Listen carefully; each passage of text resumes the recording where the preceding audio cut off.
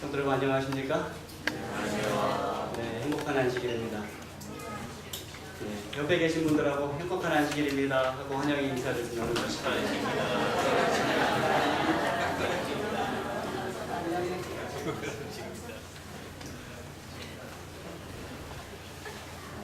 우리 교회 반딧불 교회에서 박지혜 집사님과 방문했습니다. 뒤쪽에 계신데 인사를 드렸습니다. 그리고 오늘 이제 세림이가 침례를 받으면서 오민필 선생님께서 오랜만에 또 우리 교회에 오셨습니다. 이게 또 박수를 좀 환영해 주시기 바랍니다.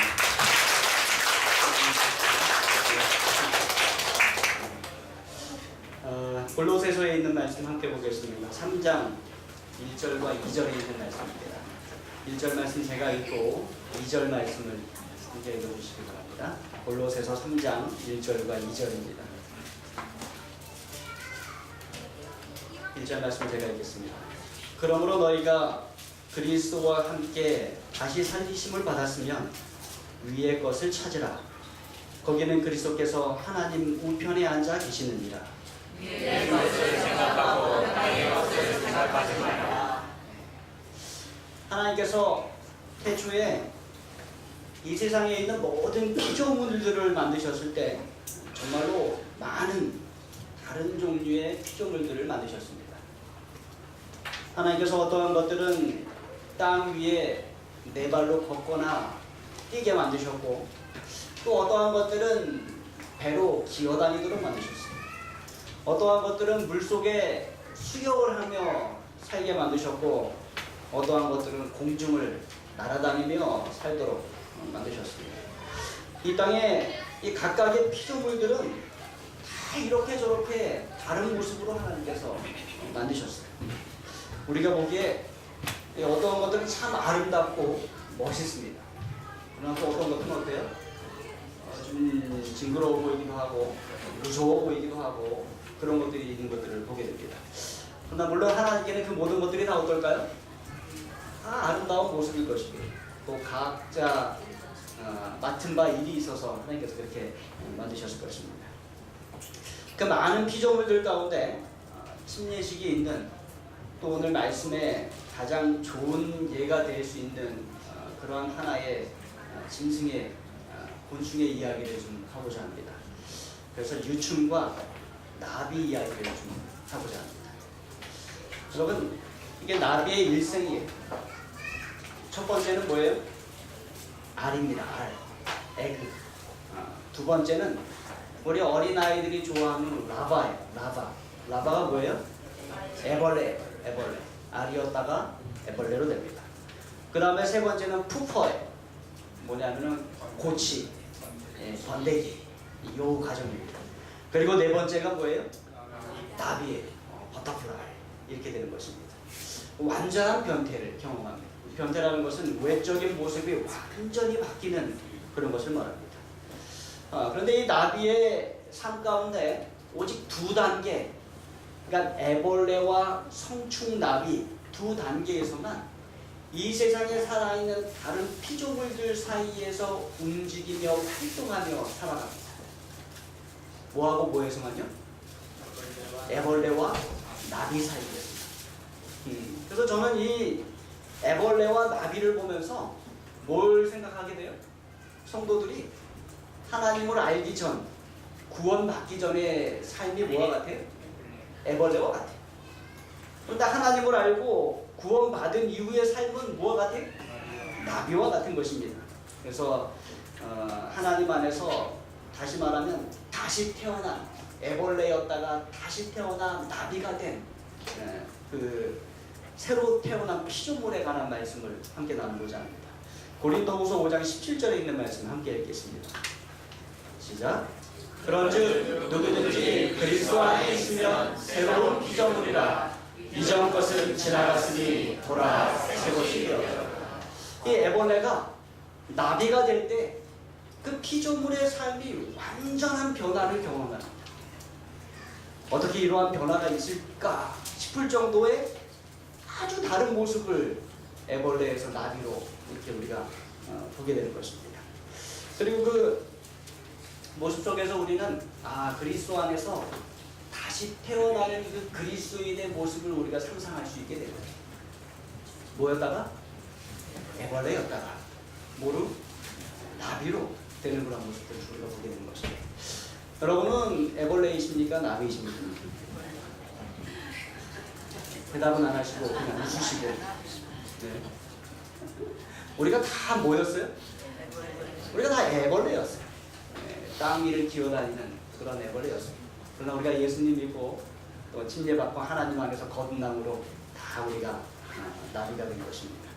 특별히 애벌레와 나비의 삶 가운데 다른 점 두 가지를 가지고 오늘 함께 말씀을 좀 나누고자 합니다.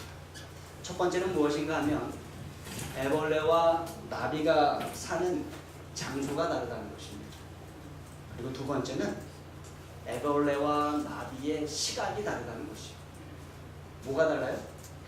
장소가 다르고 시각이 다릅니다. 그래서 하나하나 좀 살펴보도록 하겠습니다. 먼저 장소, 거처입니다. 애벌레는 징그러워요? 네. 애벌레는 땅에 속해 있습니다. 아래에 속해 있어요. 그래서 육체적으로 땅 위에, 나무 위에, 나뭇잎 위에 이렇게 제한적으로 한정되어서 살아갑니다. 여러분, 애벌레가 아무리 열심히 노력한다 할지라도 애벌레는 자기 자신의 몸을 공중으로 뛰어 올릴 수 없어요. 날게 할 수 없다는 것입니다. 마찬가지로 죄인이 아무리 열심히 노력한다 할지라도 뭐 할 수 없어요? 날 수 없어요. 천국에 갈 수 없습니다. 그리스도 없이 우리가 천국에 갈 수 없는 것이에요. 죄인은 다시 태어나야 하고 그리스도 안에서 새로운 피조물이 되어야 하는 것입니다. 죄인이 믿는 성도로 변화되었을 때 그래서 다시 태어남으로 말미암아 자주 가는 곳이 바뀝니다. 먹는 것이 변화가 일어나요. 그리고 하는 여러 행동들의 변화가 일어나는 것입니다. 그러니까 나비로 변화되었을 때 애벌레에 거쳐왔던 것을 더 이상 가지 않듯이 바뀌게 되는 것입니다. 나비는 위에 속해 있어요. 나비는 거주하는 곳에 제한을 받지 않습니다. 나비는 가고 싶은 곳이면 언제든지 원하면 갈 수 있는 것입니다. 나비는 땅과 땅 위의 모든 어려움들 위를 어떻게 날아다니는 것입니다. 그래서 이사야 40장 31절은 이렇게 말씀하고 있습니다. 우리 함께 읽어보겠습니다. 시작. 오직 여호와를 앙망하는 자는 새 힘을 얻으리니 독수리가 날개치며 올라갈 것이요 다른 박질하여도 공개하지 아니하겠고 걸어가도 피곤하지 아니하리로다. 여기는 심지어 여호와를 앙망하는 자를 나비에 빗댄 것이 아니라 뭐에 빗댔어요? 독수리에 빗댔어요. 아주 빠른 속도로 힘있게 올라가는 그런 독수리와 같을 것이라는 것입니다. 거주하는 곳에 제한되지 않습니다. 땅에 종속되지 않아요. 땅 위의 어려움에 종속되지 않습니다. 오히려 그 위를 날아다니는 그러한 존재가 된다는 것입니다. 그것이 그리스도 안에서 새롭게 거듭난 피조물, 구원받은 자의 삶이 되는 것입니다.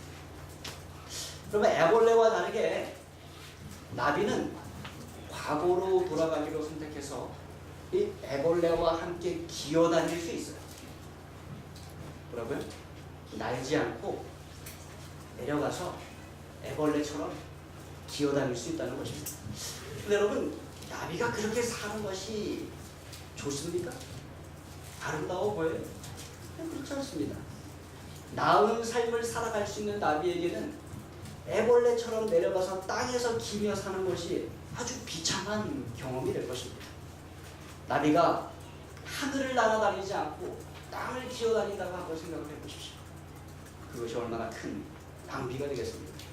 그래서 골로새서 3장 1절로 4절에 오늘 우리가 읽은 부분에 이렇게 말씀하고 있는 것입니다. 다시 한번 읽겠습니다. 제가 1절과 3절 읽고 2절과 4절 읽어주십시오.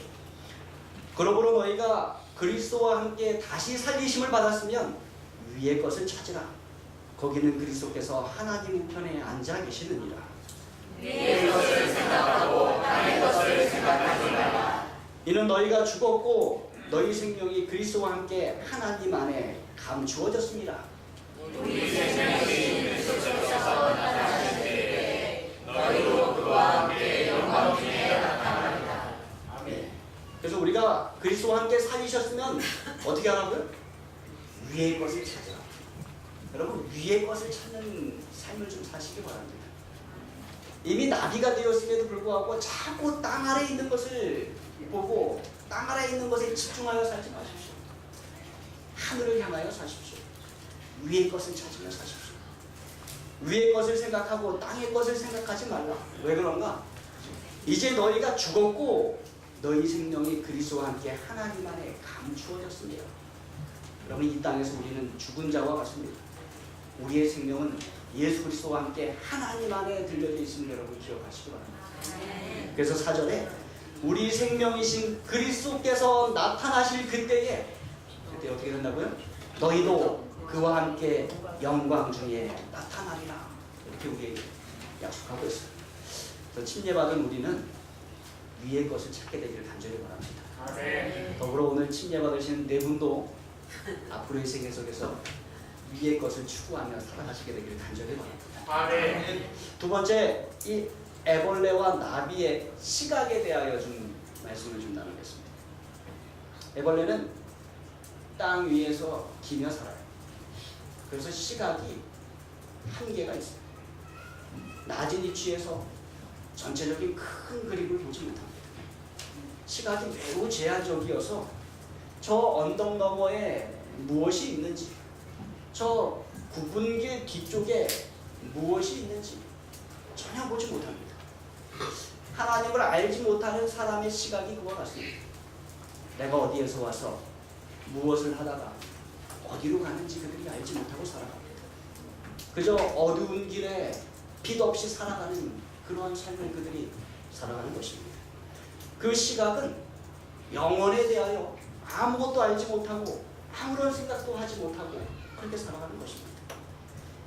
지금 이곳에 대한 생각만 가지고 매우 제한적인 삶을 그들이 살아가는 것입니다. 반대로 나비는 어떻습니까? 나비는 위에서부터 아래를 내려다보는 시각을 가지고 있어요. 또 나비는 멀리 보고 나비는 아주 넓게 볼 수 있습니다.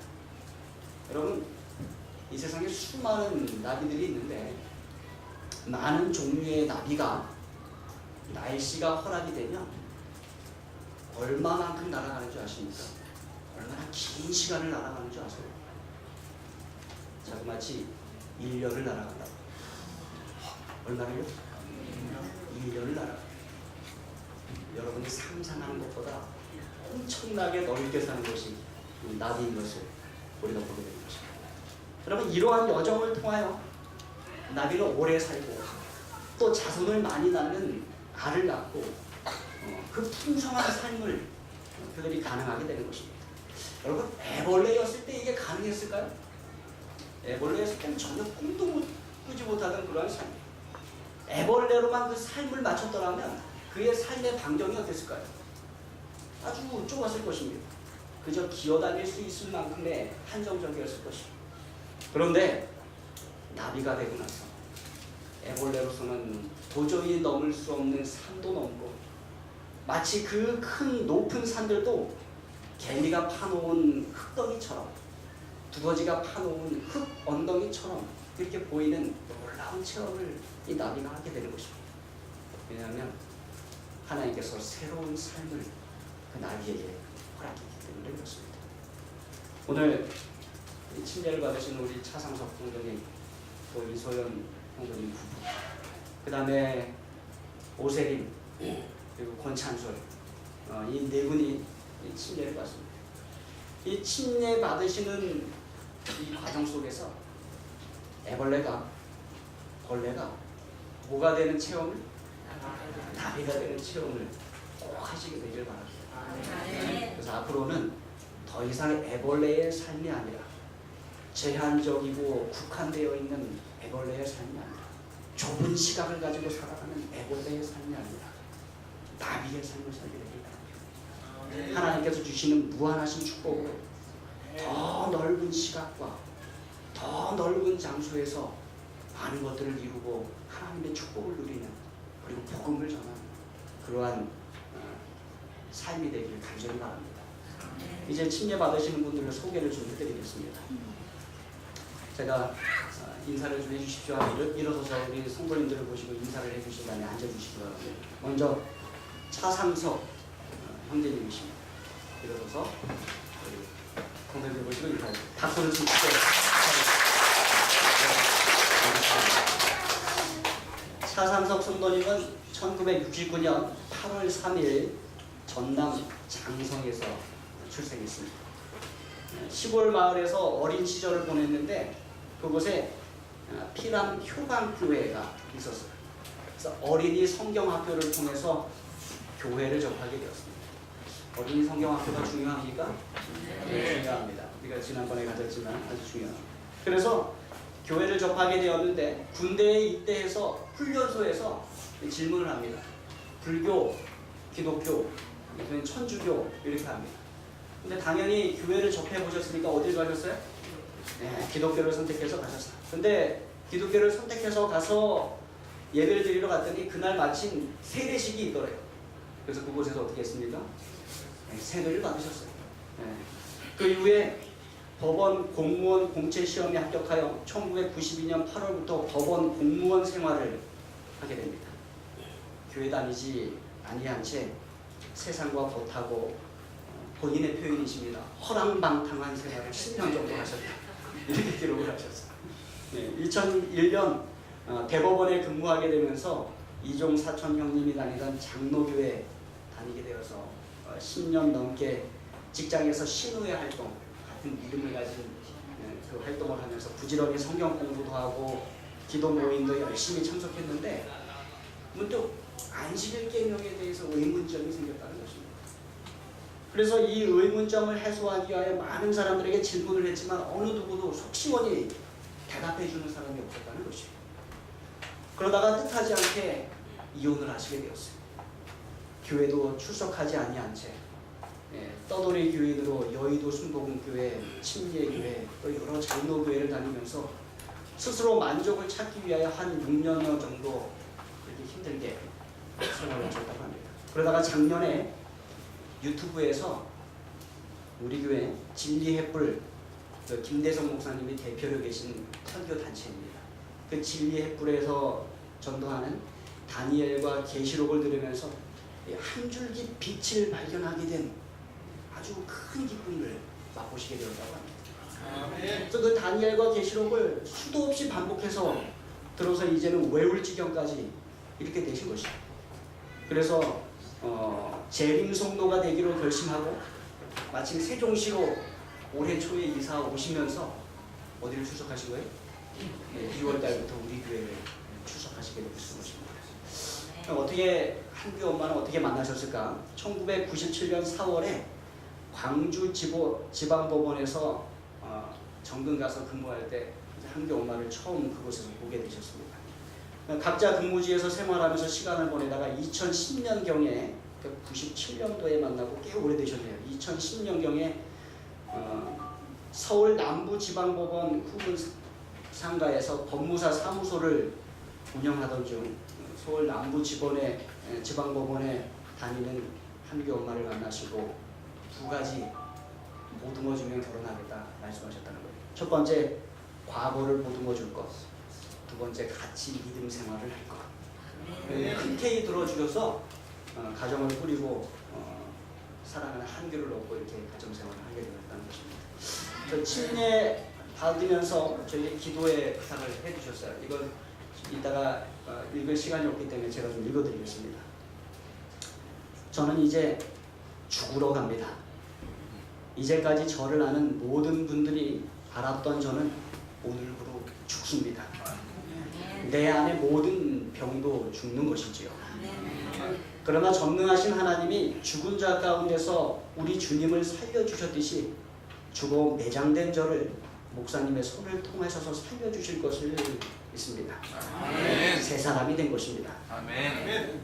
그런즉 다시는 사망이 없고 애통하는 것이나 곡하는 것이나 아픈 것이 다시 있지 아니하리니 처음 것들이 다 지나갔음이로라. 계시록 21장 4절의 말씀이야. 그 말씀이 지금 이 시간 말씀대로 이루어지도록 우리 믿음의 형제들이 기도해 주시기를 머리 숙여 간절히 부탁드립니다. 이렇게 고백하셨습니다. 감사합니다. 두 번째, 우리 이소연 자매님이십니다.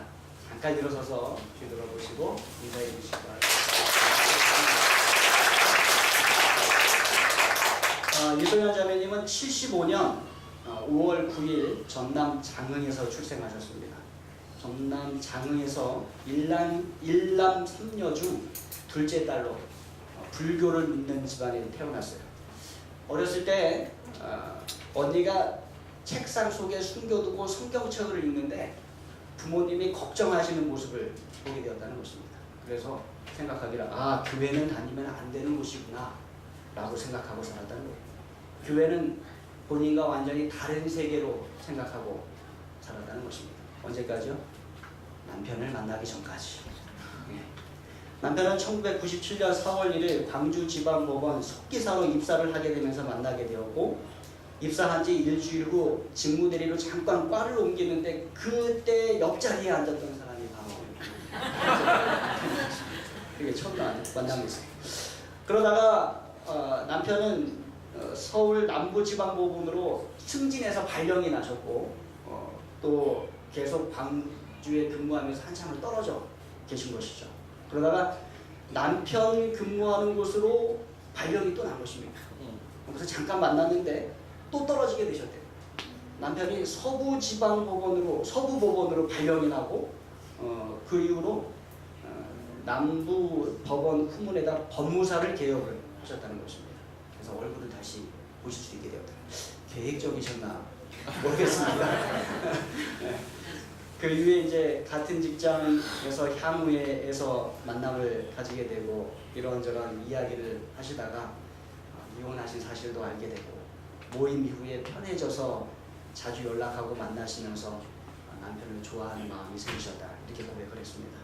남편과 교제를 하면서 성경 말씀이라든지 교회 이야기를 접하게 되었고 호기심이 생겨서 혼자 교회에 다녀보기도 했지만 달리 감동을 받거나 열심히 신앙생활을 해보겠다는 마음에 동기가 생기지 않았었다고 합니다. 좋아하는 사람의 신앙이라 관심이 생긴 정도였어요. 근데 그렇게 교제를 해오다가 집에서 이혼하신 분인 것을 알고서 반대를 극심하게 했다고 합니다. 그런데 여차여차 극심한 반대를 무릅쓰고 결혼하셔서 나중에는 인정해 주시고 받아주시는 그런 기분을 맛보시게 됐다고 합니다. 교회를 방문하게 된 계기는 작년에 아버지께서 독감 예방접종을 위해 보건소에 방문하셨다가 의사선생님의 권유로 MRI를 찍게 되었는데 뇌경색 및 파킨슨병으로 진단을 받았어요. 걱정하는 마음에 친정 아버지가 가서 배웠는데 너무 살이 빠지고 수척해서 기력도 없으시고 노쇠해져 계셔서 얼굴에서 웃음이 싹 사라진 모습을 보게 된 것입니다.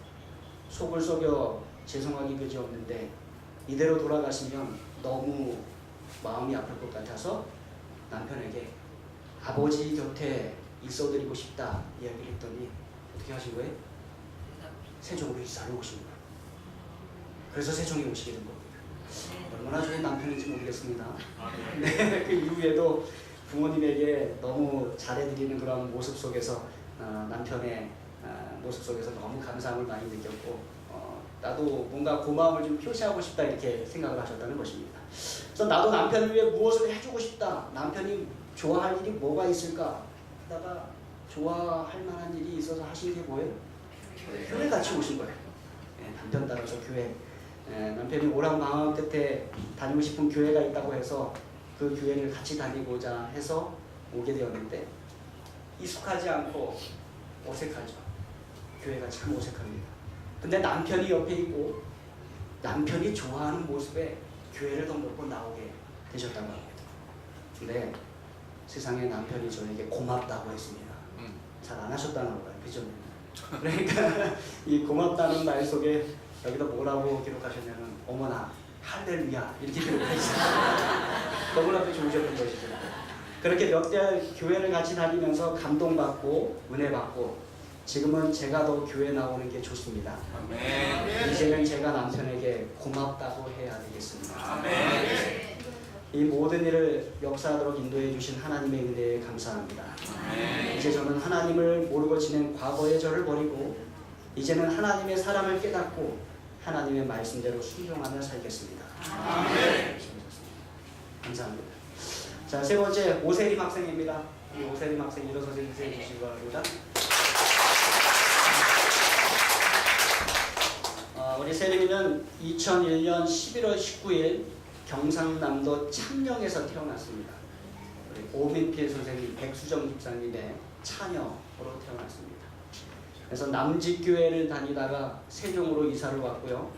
조치원교회 잠시 다니다가 세종에 교회가 생겨서 우리 교회에 오게 된 것입니다.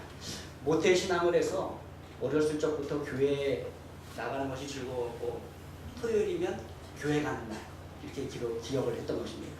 물론 중간에 왜 교회를 가야 하나 라는 생각이 들었었다고 합니다. 그런데 지금은 하나님 잘 믿으며 신앙생활을 잘 해나가고 있습니다. 이렇게 고백을 했어요. 우리 오세림 학생을 보면 여러분은 어떤 생각이 드십니까?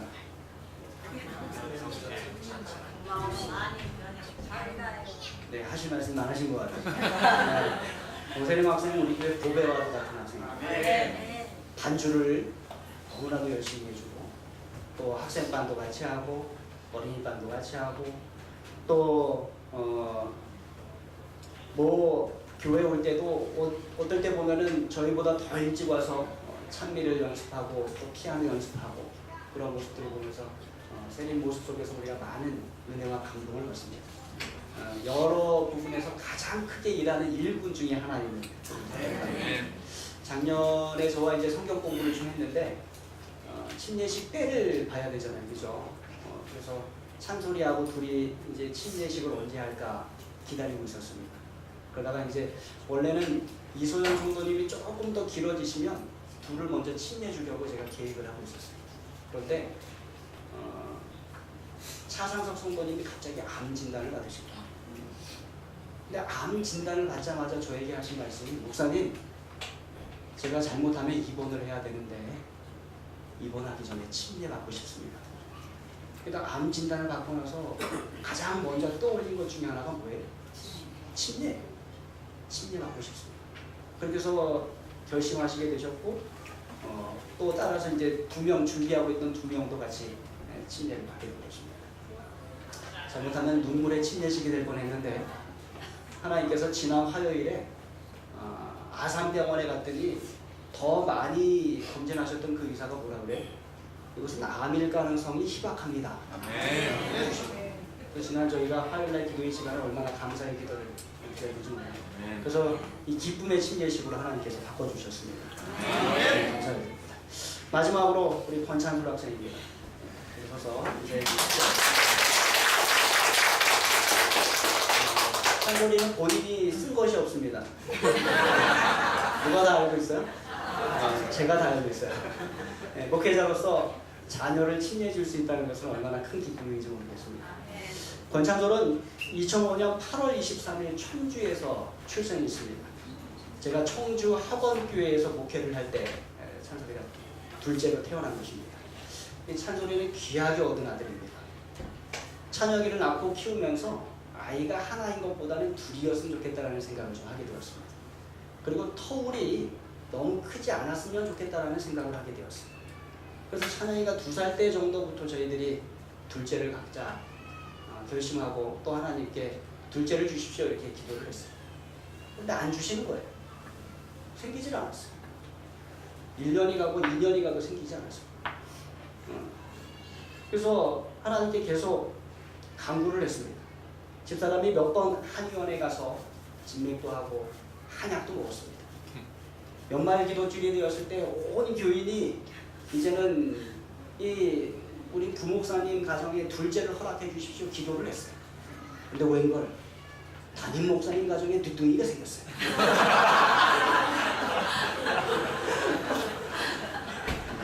그리고 나서 얼마 있다가 하나님께서 저희 가정에 둘째를 허락하셨습니다. 그래서 귀하게 얻은 아들입니다. 청주에서 태어나서 거기서는 잠깐 살고 서울 가서 1년, 제주도 가서 7년을 살았습니다. 그래서 이 아이는 제주도가 고향 같은 곳이에요. 걷기 시작할 때부터 초등학교 2학년까지 그곳에 살았기 때문에 늘 제주도를 그리워하는 그런 아이입니다. 그러나 침례받는 것이 또 중요합니다. 저희가 첫째 찬영이를 좀 일찍 침례를 줬습니다. 4학년 때. 왜 그런가 하면 제주도를 떠나기 전에 침례를 줘야 되겠다라는 생각이 있었어요. 그런데 침례받은 것이 찬솔이는 어디가 됩니까? 세종이 돼요. 세종은 또 귀한 기억에 남는 아주 그러한 것이 될 것입니다. 잘 자라서 지금은 교회에서도 큰 공사를 하고 있습니다. 그리고 오셰루 관현악단에서 첼로도 하고 또 소년반 아이들도 가르치는 교사로서 공사도 하고 있고 또 여러 가지로 많이 하고 있습니다. 근데 아직은 사춘기라 바득바득 대들 때도 좀 있습니다. 침례를 받고 많은 변화를 경험하게 됐거든요. 하나님께서 이렇게 귀한 네 분이 오늘 침례받도록 인도하여 주셨으니 참으로 감사드립니다. 누구 하나 귀하지 않은 사람이 없습니다. 침례받는 네 분의 삶이 이제 애벌레의 삶에서 뭐의 삶으로요? 나비의 삶으로 새롭게 태어나서 정말로 나비처럼 지경을 넓히고 또 넓은 시각을 가지고 하나님께서 주신 축복을 가지고 살아가시기를 간절히 바랍니다. 이제 침례식에 앞서서 저희들이 시문하도록 하겠습니다. 네 분은 일어서셔서 성도님들을 향해서 기도를 서주시기 바랍니다. 제가 질문을 드릴 때마다 대답하실 때 오른손을 드시고 네, 그렇게 하겠습니다. 그렇게 대답을 좀 해주시면 되겠습니다. 우리 성도님들은 대답을 잘 하시는지 한 분 한 분 눈여겨봐 주시기 바랍니다. 첫 번째 침례 시문입니다. 성경이 하나님의 영감으로 주신 말씀임을 믿으십니까? 네, 그렇습니다. 네. 두 번째입니다. 성령님의 도우심으로 변화하는 생애를 사시겠습니까? 네, 그렇게 하겠습니다. 네. 세 번째입니다. 교회의 조직과 질서를 중히 여기며 복음 사업을 위하여 11조와 헌물을 즐겨 드리시겠습니까? 네, 그렇게 하겠습니다. 네. 하나님의 계명과 예수 믿음을 지키며 제7일을 안식일로 신실히 지키시겠습니까? 네, 그렇게 하겠습니다. 네. 진리에 굳게 서며 절제 원칙을 따라 생활하시겠습니까? 네, 그렇게 하겠습니다. 믿음을 나누어주는 활동적인 그리스도인이 되며 범사에 하나님께 영광을 돌리시겠습니까? 네, 그렇게 하겠습니다. 마지막입니다. 머지않아 오실 주님을 맞이하기 위하여 끝까지 충성할 것을 굳게 결심하십니까? 네, 그렇습니다. 네, 이제 저희 침례식 거행하도록 하겠습니다. 앞에 나와서 찬양 인도해 주시고요. 침례 받으실 분들은 저쪽으로 준비해 주시기 바랍니다. 그리고